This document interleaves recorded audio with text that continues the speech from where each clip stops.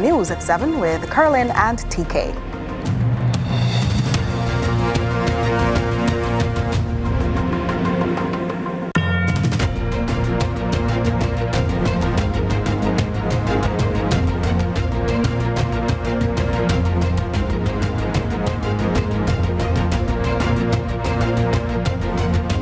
Start saving for your golden years with a Sagicor Lifestyle Approved Retirement Scheme. The time by Sagicor Life is 7 o'clock. What's your story? What's your sign? We're dreamers. Don't care what other people say. We're doing this in our own way.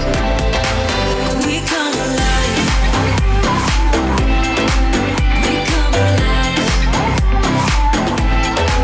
We come alive. We're doing this in our own way. We come alive.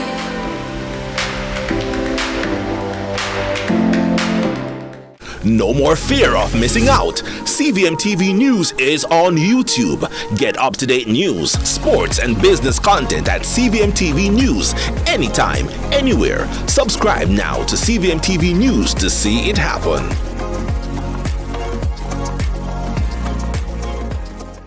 Hi, I'm Wayne. And I'm Tammy. And we are the Mitchells. You can watch Meet the Mitchells right here on CVM TV every Wednesday at 8 p.m. Yes, you guys don't want to miss it. We will be having new episodes every week, so definitely follow along with our family. Meet the Mitchell family. Good morning, good morning, good morning. You're the sugar to my tea. Meet the Mitchell family. Our days get a little complex sometimes. Often so many things make sense, yet so many do not. We are being intentional about giving prominence to the big stories in order to clarify and enlighten. Lead Story explains who, what, when, where, why, and how. Lead Story with George Davis, weekdays at 6:30 p.m. on CVM TV. Our days get a little complex sometimes. Often so many things make sense, yet so many do not. We are being intentional about giving prominence to the big stories in order to clarify and enlighten. Lead Story explains who, what, when, where, why, and how. Lead Story with George Davis, weekdays at 6:30 p.m. on CVM TV.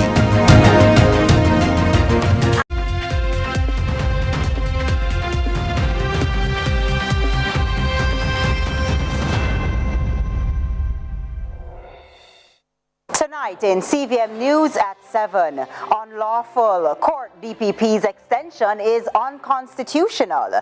PNP says Paula Llewellyn cannot remain in office. And Justice Minister says government will appeal ruling on DPP. Also this evening, ex-girlfriend's father speaks out on fatal stabbing. In the business report, BOJ intervenes in FX market again. While in sports, Jamaica Scorpions go down.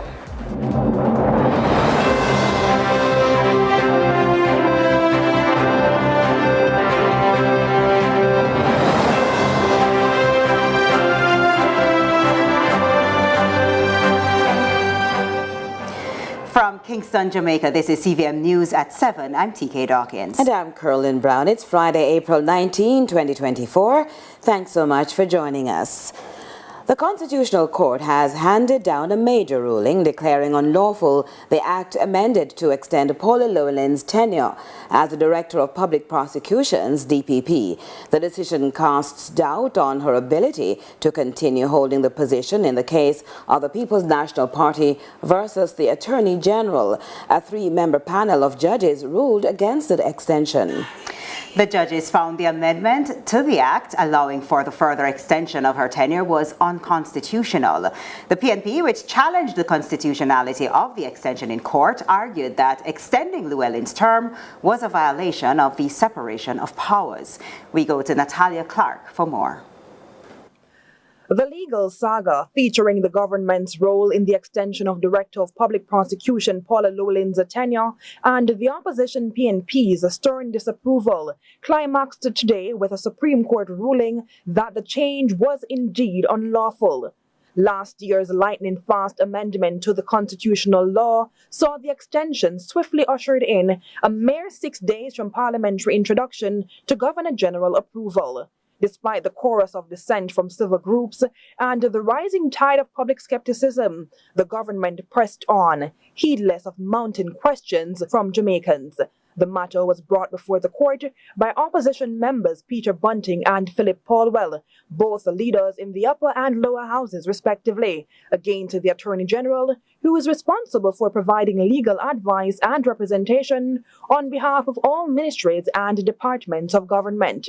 The claims were heard from November 20 to 23 last year, and again on April 19, where Justices Wint Blair, Wolf Rees, and Hutchinson Shelley presided. Their unanimous ruling struck down Section 2, Subsection 2 as an invalid constitutional amendment, rendering it null, void, and devoid of legal standing. In essence, the extension granted to DPP Llewellyn, her second, was deemed illegal. The judges upheld amendments to Section 2, Subsection 1, altering the retirement age for future DPPs and Auditor Generals to 65, extendable to 70 at the Governor General's discretion.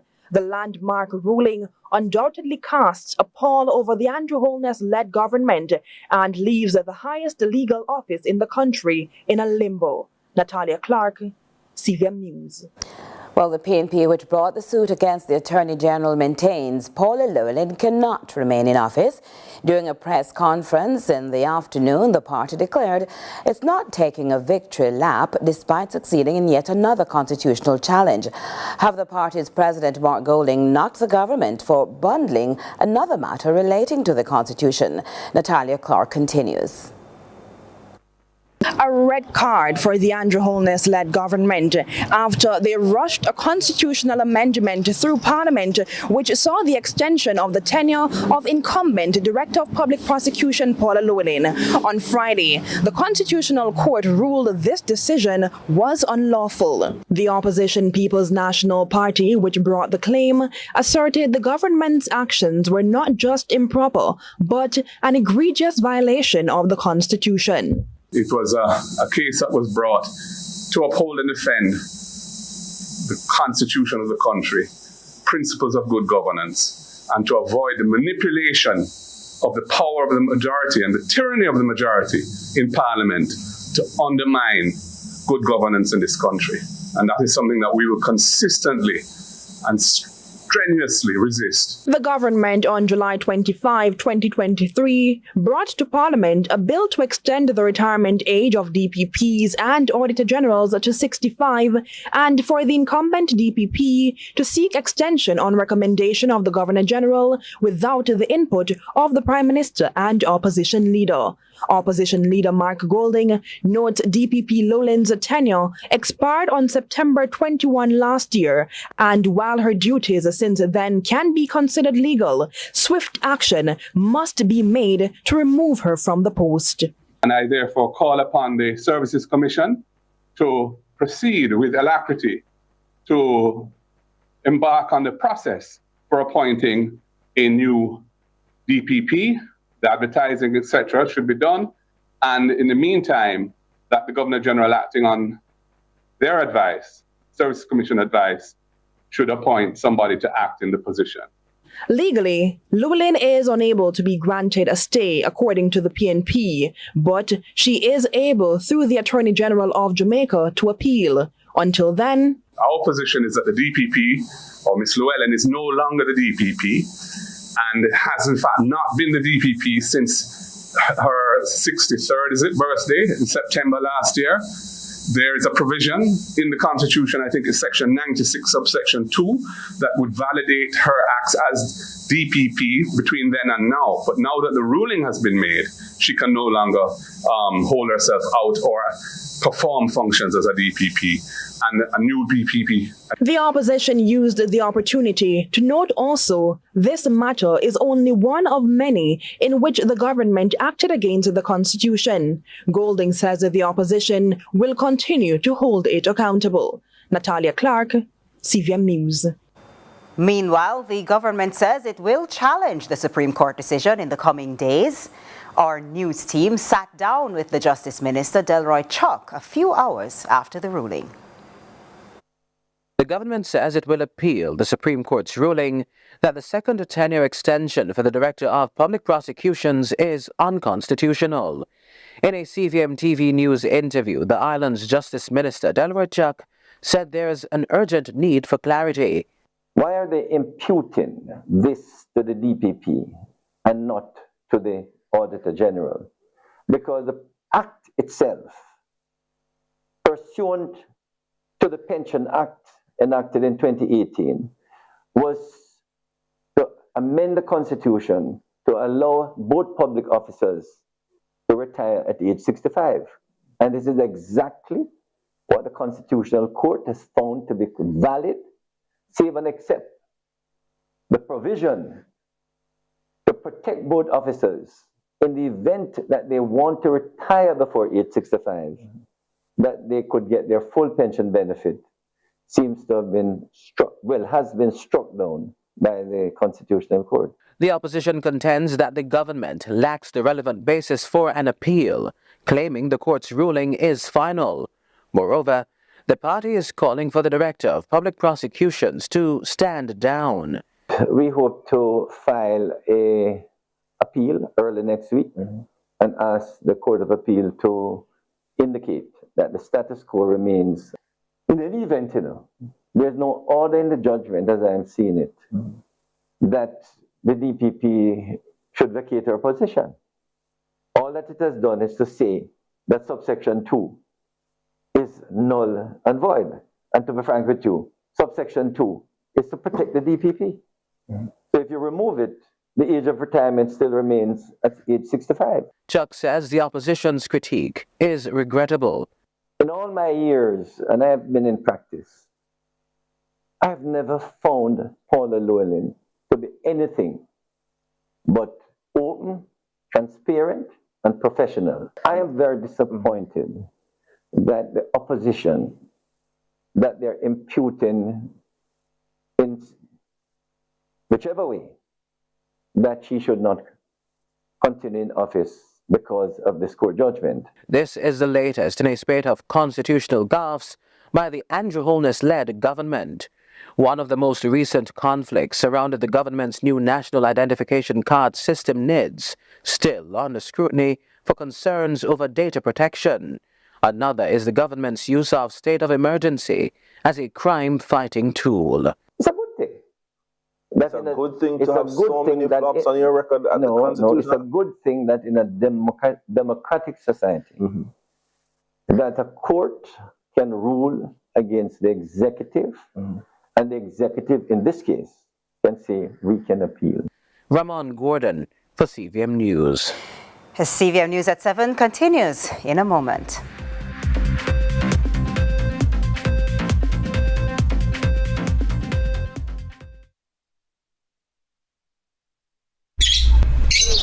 See the thing there, Bridging.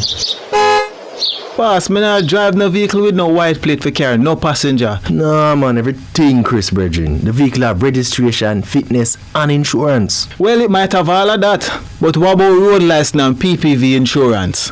Me just want to know say my thing legit. So me not have to play no puss and dog with the law. You get what me say, boss?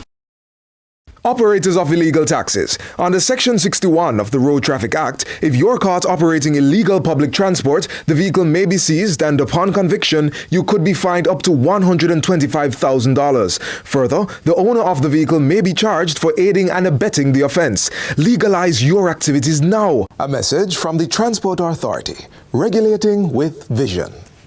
Hi, thanks for telling us about Flow Yard and Road. We save a whole lot, and the internet at home, bam, is so fast, and we just love the unlimited social media. Yeah, man, we told you so. And we added smart Wi-Fi, so now, bam, the whole house has full signal. We told you so.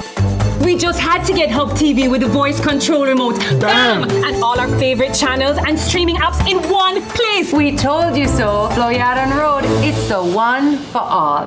8884 Gaspo. That's the only number you need to know. 8884 Gaspo. Safety first, that's for sure. We feel it right. So when you're ready to light, the blue flame burns bright. So when you tell you need cooking gas, call Gas Pro and you get it fast. 8884 Gas Pro. Get attached to the one you know. Gas Pro, gas professionals.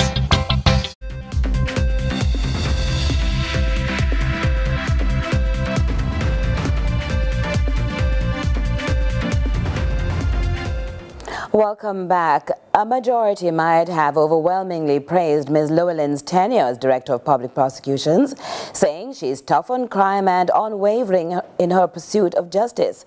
However, her time in the DPP's office hasn't always been without controversy. And it was no different when the government amended the law which gave her more time in office. Here's more from Ramon Gordon. The Supreme Court on Friday struck down the second tenure extension for Director of Public Prosecutions Paula Llewellyn.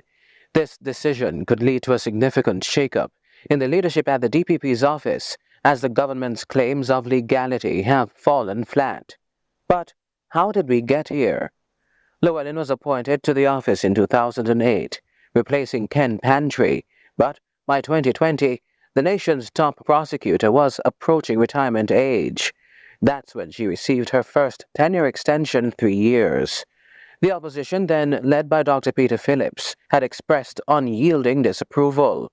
In a letter to the Governor General, Dr. Phillips slammed what he called the DPP's poor track record in the prosecution of corruption cases.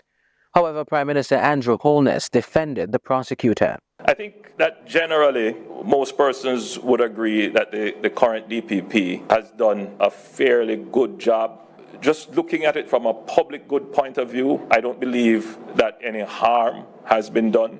Under new leadership, the opposition maintained criticism through to 2023, when legislators voted to amend the Constitution, allowing for the extension. The move led to bitter infighting at the DPP's office between Llewellyn and a senior deputy who, in an 11-page letter to the Prime Minister, urged him to reconsider. The opposition also expressed concern over the altering of the Constitution. The government took the amendment to Parliament without notice to the opposition.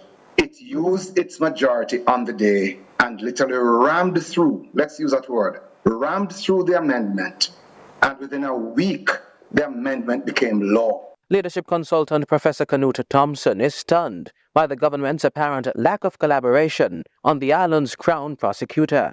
However, others have moved to defend Miss Llewellyn. We're short of intellectual capital in Jamaica as it is. We have had many prime ministers older than 63. I really don't see why it would be a big deal for this brilliant, respected lady to continue as DPP. Political commentator Kevin O'Brien-Jangs lauded the current DPP's tenure, but concedes rules are rules.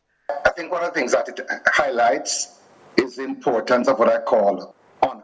If you have built a department that is supposed to consist of professionals, why would you personally wish to continue beyond that time? The cemetery is full of indispensable men. Paula Llewellyn, in my judgment, has been an excellent DPP, but the rule of law is the rule of law. The DPP could not be reached for comment up to news time.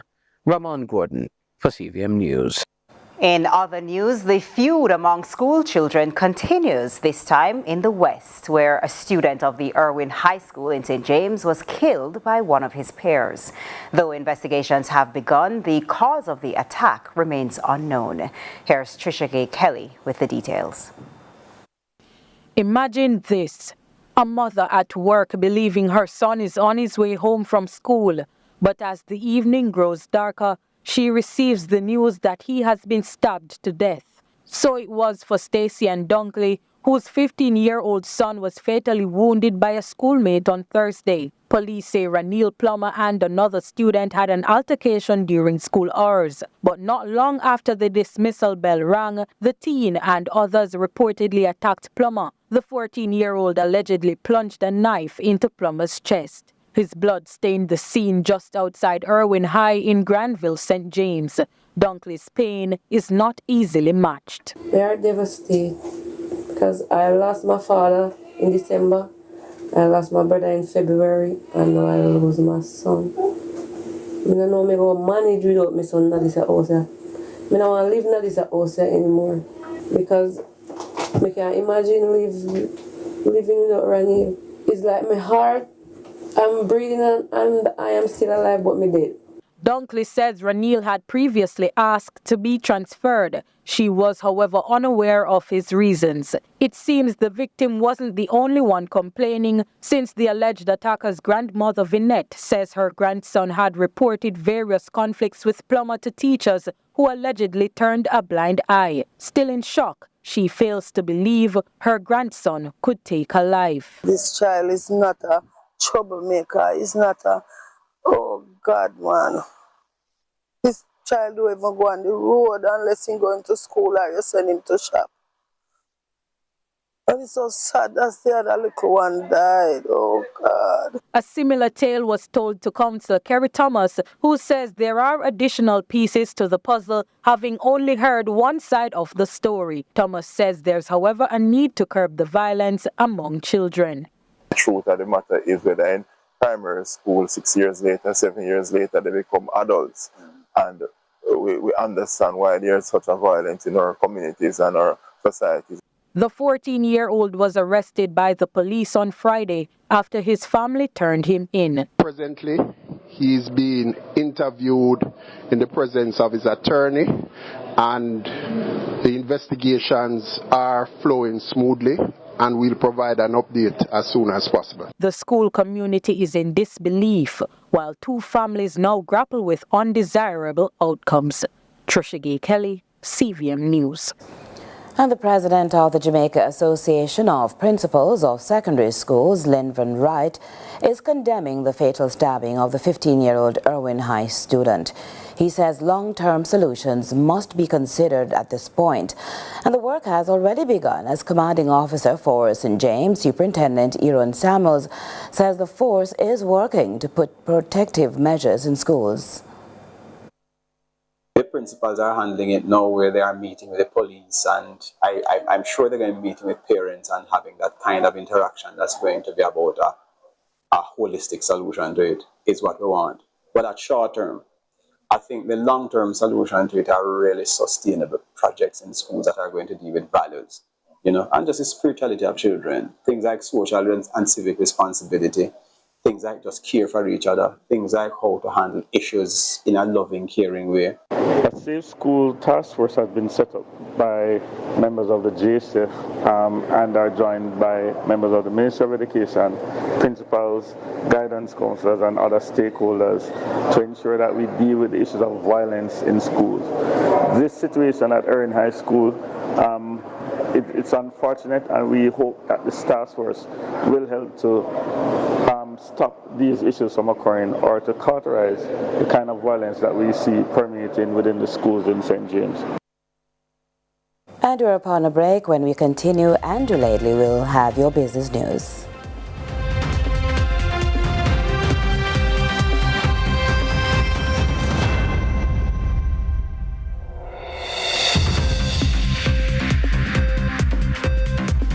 Jamaica Mountain Peak Turmeric Latte. They said that them really want a latte with twist for make you flaunt. Turmeric packed with pumpkin spice, chewy flavor with delight.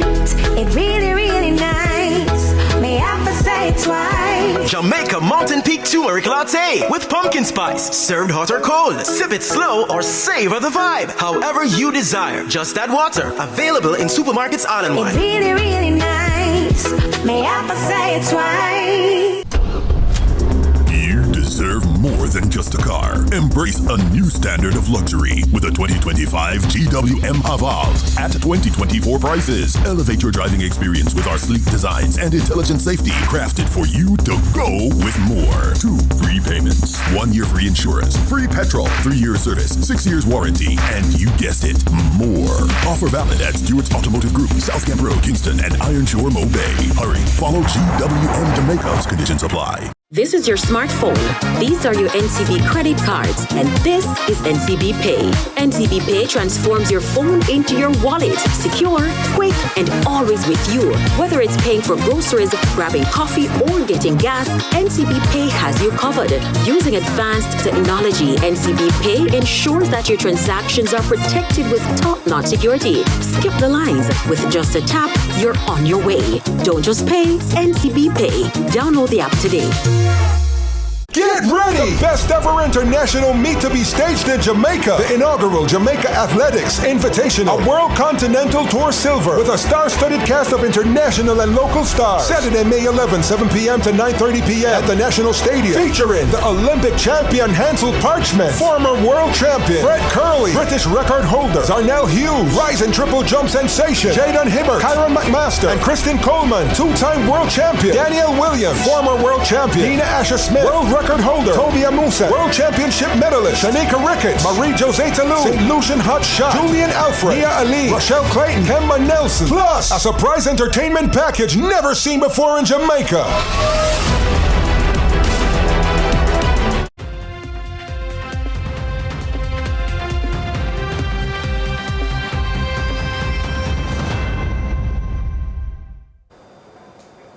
Good evening and welcome to the Business Report. I'm Andrew Laidley.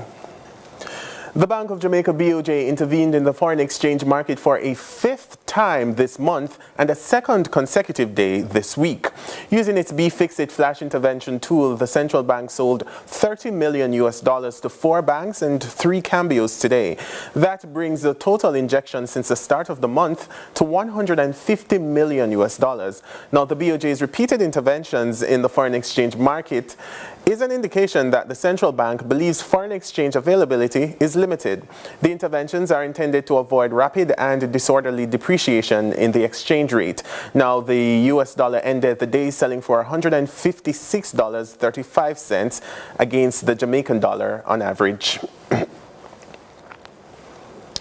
As we wrap up the week, we take a look at a story of generosity and goodwill, which proves that businesses can make a positive impact on their communities. Feel Good Finances turns the spotlight on Express Catering Limited.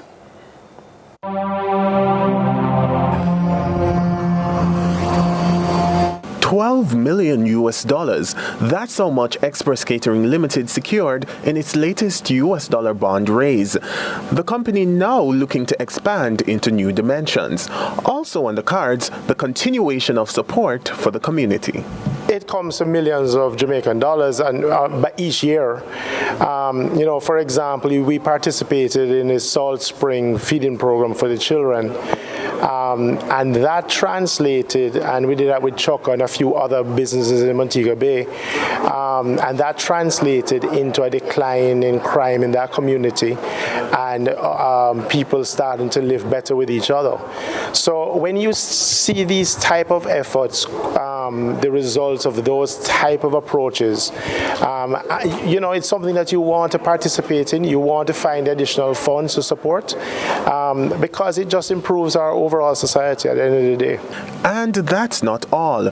When it comes to corporate social responsibility, the ECL CEO says the company is deliberate about giving back in multiple ways. We participate in many different spaces, the environment, cleaning up our beaches and helping and supporting those type of spaces. We partner with MBJ in the Mobe Run efforts to raise money for causes and efforts in different parts of our community.